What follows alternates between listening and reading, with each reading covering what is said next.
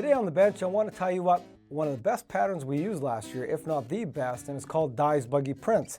It was created by Brent Schlenker for trout, but as you saw in the show, it works great for walleye too. So make sure you have these materials ready before you tie the fly. For the hook, we'll use a Mustad C49S curved caddis, some 30D black nano silk for the thread, a 1/8 inch black nickel bead for the bead, some red holographic tinsel for the butt, some black goose bites for the tail, some number 46 Spectre dubbing for the body, and some white goose bites for the wing. So to start the fly off, I've put the bead with the small hole towards the eyelet, put my thread on, and I'm going to take my red holographic tinsel, tie it in about midway, and wind it back. And you want to go down the bend on the hook. Go down about halfway, and then bring your thread back, and then wrap in a butt. And it usually takes about 7 to 8 turns to form the butt. Now, before I tie in the tail, I like to take a small amount of dubbing. It's just a pinch of dubbing. I'm going to spin it on right at the back. I'm just going to form a little butt there. And what this is going to do is help fan out or form the tail when I put it in.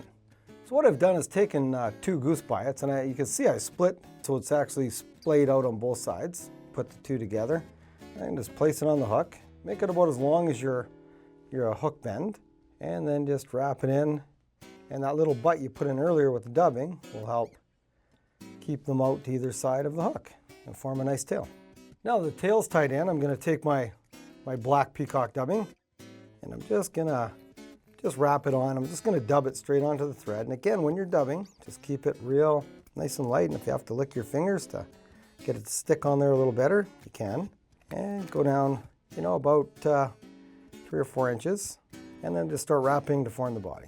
And again, if you can, taper the body up towards the bead. Now I've taken some white goose bites, and I've again V'd them, so they're going to splay on the top to form a wing. I'm going to put it down so it goes down about 3/4 of the length of the hook. Take a couple loose wraps behind your bead, and then tighten down. That way the wing won't stay up too high. And cut off your excess. So to finish the fly off, I'm just going to whip finish behind the bead, cut off the excess, and then what we're going to do is pick out the dubbing. So I've got a nice little dubbing pick, and we just want to pick it out lightly, not a whole bunch like a leech. You want it slightly buggy, and just pick it out ever so lightly. So there it is, Dye's Buggy Prince. It's one of our most effective rainbow trout patterns we've used, especially last year, and as you can see, it works great for walleye too.